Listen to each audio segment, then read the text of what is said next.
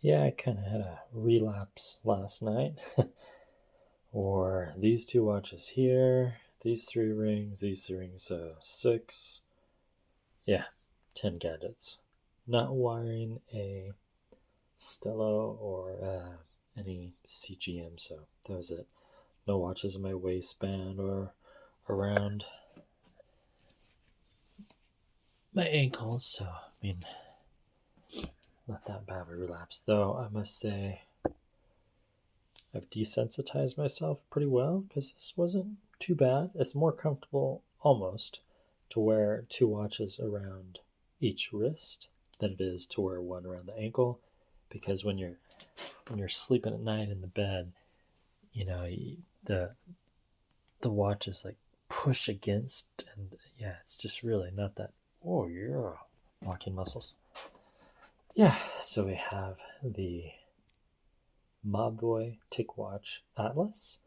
And this one is a little problematic still because it's scheduled to automatically go into sleep mode.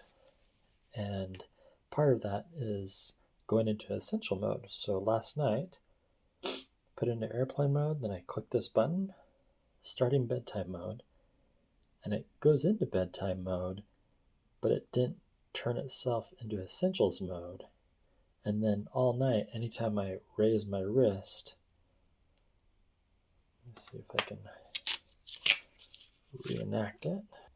So this will time out, and now it's in essential mode watch face, but anytime I raise my wrist, it was turning on. See, now it's not doing it.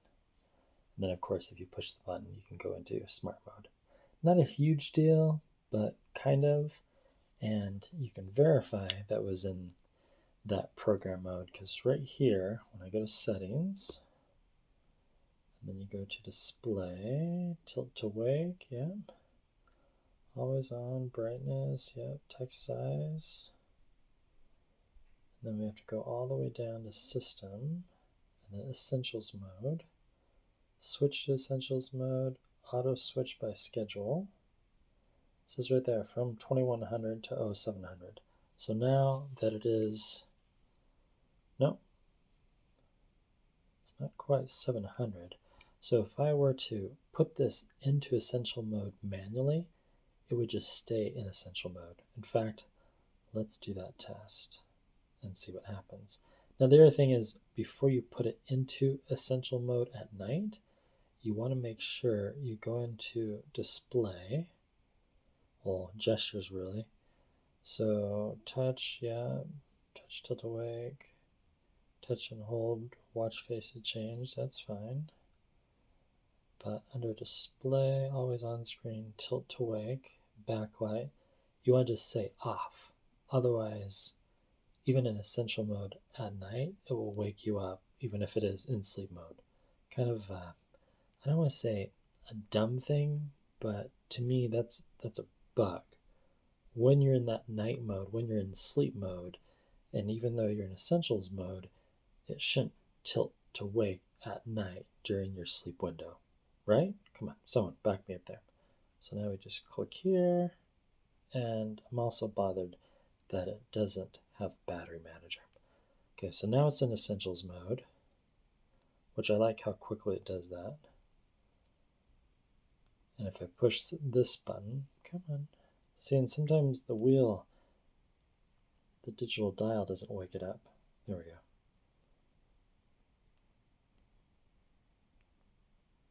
And then it'll tell you, yeah, there we go. So we'll wait till 7 a.m. And then I also wore this beauty. This is the COROS Vertix 2S. Let's see how I slept. Training load, recovery, heart rate. Ooh. What did it say there? Great. A great night's sleep. So no sleep score yet by COROS, but still, it has that. We have the awake, REM, light. Not too bad. Deep, almost 2 hours. I'll take it. Then it has sleep from previous nights. And then if I scroll up, it has my lowest heart rate, 55. Average 61, and then you can go back through the night and see when your lowest heart rates were. Oh, went to Sunday, Monday, around 1 a.m. No, oh, there we go, 59. When was my lowest? Then we drop down at 4 a.m. to 59. Oh, here we go. 64 and boom, 55. Loving that. That's some deep sleep. All right, the rings, we have to pull out apps and stuff, so we're going to do that right now, but I'll review them. This is the Galaxy Ring, version 1.0. Samsung originally released this pretty much fall of 2024, and when you first take it off, it should glow the battery indicator. Should. We'll put it back on, try it again. This is my Ultra Human Ring Air in Bionic Gold. This is a unique ring because it expands the circle ring. And then we have the Oura Ring 4, Oura Ring 3, which I've had for 4 years, and my newest one that I've been testing, the Ringcon 2.0. Not the Ringcon 2 Air. So this one detects sleep apnea. Pretty cool, and I don't have sleep apnea. So now, if I take this off, we should see a light show. Unless the ring malfunction. Oh, there we go. See? So it's letting me know that the battery's not dead. As far as I know to date, that's the only ring that does that. Pretty cool. Hey, my logo fits right inside the Oura Ring 3.0. All right, next watch, we have this big bad boy, the double stuffed Oreo.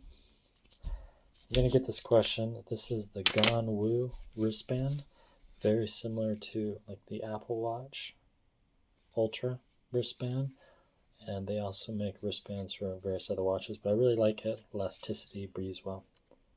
I've had this watch for a good 6 months. So I put this one in screen lock at night. I don't usually do that, but just for fun. And it looks like I have 52% battery, 20 days left, which is pretty awesome. I've been averaging a lot of solar. You can see on Saturday, it's like 800 lux hours. I've only had to charge this once through the wall with, like this, This is the old school way of charging watches, but because this one is solar, I've only had to charge it once in the last 70 days. That's pretty awesome. February 8th. And then also I charged it on Wednesday.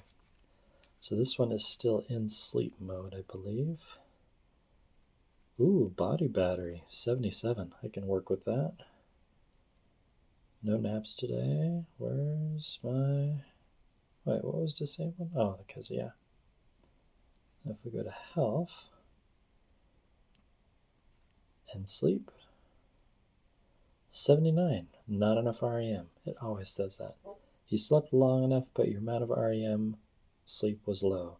Creativity and problem solving may be challenging today. Tell me something I don't know. And then there's the stats. So if we look at the deep sleep, REM, awake, for some reason COROS is getting a lot more REM, and I tend to lean towards the accuracy of COROS. I'll be testing these head to head very soon. And sleep coach thinks I should do 8 hours and 10 minutes. Okay. And then last but not least, one of my newest watches. This is the Garmin Instinct 3 Solar. And this is the OEM band. This is Twilight and Sunset. Anyway, it's a nice watch, especially for anyone who's a fan of G-Shock. And we're going to have to come back down here. Solar intensity. This one has been at 100% since Saturday. Pretty cool. It should be showing the infinity, but it's not. So I've been averaging a good 2 hours of almost direct solar per day. And this one has not been plugged in at all since February 7th. So it looks like it's going to go on, let's see, March, April. Yeah, it's going to make it to 100 days without charging. Then if we go down to sleep, training status, oh, there's the hourly alert. So this one should have come out of essential mode, right? Because we told it to. Nope. That happens all the time. Heart rate, measuring, temperature, floor, sleep score, sleeping, and sleep. Sleep score 80. Okay, 80 versus 79. I've been testing these head to head. So I have deep sleep, duration, deep. Okay, let's take a look at that. Side by side. A little bit of difference there. Just a little bit, but not much. This one thought I had an extra 10 minutes of dreaming. And then there's the big color difference. And this one, you don't get the insight on the watch like you do on a lot of other Garmin's, just because apparently there are limitations on the Instinct, and there's a lot of info you just can't see on this one that Garmin prohibits, even though this one sells for $450 and this one sells for $900. Yeah, okay, let's check body battery. Plus 45.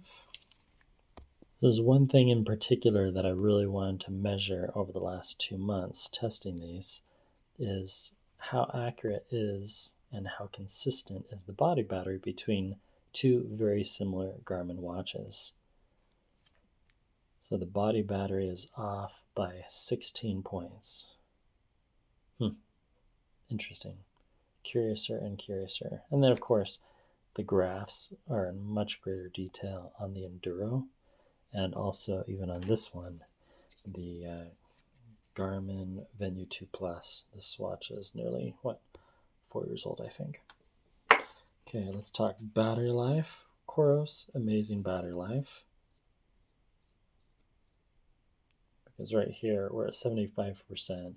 I still have 19 days left, or over 2 hours of GPS, and it was charged 8 days ago. This one, in Essentials mode, they tout. Mobvoi tells you that it's going to last a month. It doesn't, unless you totally did not use it and somehow you were able to turn off heart rate, which you can't. Anyway, but it's an interesting watch with the 2 screens and all. In smart mode, it will last about 2 or 3 days at most. If you're utilizing airplane mode and essential mode, you can easily extend that to 4 or 5 days, depending on GPS and alarms and notifications. Yeah. In essentials mode, about 3 weeks is the most I get. This one, Infinity, this one will easily last you, even if you don't get a lot of solar, the battery life estimate is a good 40 days. If you're using SPO2 at night, you're going to get about 14 days. Oh, see, we lost it, but yeah.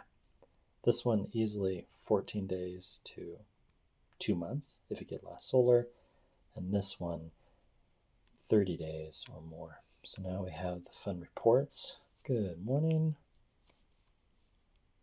No, I don't want to exit the morning report. So interesting. They both tell you the weather, all that fun stuff, and then a lot of the same info. See the lag on that one? Whew. So there's the body battery. Training readiness, 90 versus 82. Well recovered. 29 versus 30, close enough. 0 recovery. This one doesn't show recovery in the morning report, kind of a bummer. Step goal, keep it up. Today's suggestion, 11:30 run. Intensity minutes 0. Whatever today brings, you'll be ready. 161 day goal. Base. Intensity, wait, what was my base? 10:45? And this one thinks 11:30. It's going to be a great day. I hope so, Garmin. I hope so. All right, so those are my 4 watches that I wore to bed. Which ones do you think I should compare next? I've just finished comparing Garmin versus Garmin. I'm thinking I should do the COROS Vertix 2S compared to the Enduro. What do you think? Put the comments, type those down below. Sorry for the darkness, just trying to reduce glare. Do you think I should compare these two? Huh? Do you want to know more about the Tickwatch? Do you have more questions about this fancy Instinct 3 Solar? Oh, real quickly, charging speed, Solar. This one, almost 6, easily 6. I've tested 7% per hour and an extra 7% battery life that can last you another week. This one barely uses 1 to 2% per day. So in about 15 minutes, you can get an extra day's battery life. It's amazing. And that would be direct sunlight. This one charges about 4, maybe 5. I'm thinking in the right conditions with the right temperature, you could get 8% per hour. It's the fastest watch that I've seen charge. This one, larger battery, that's why it doesn't charge as quickly, but it does collect quite a bit of solar energy.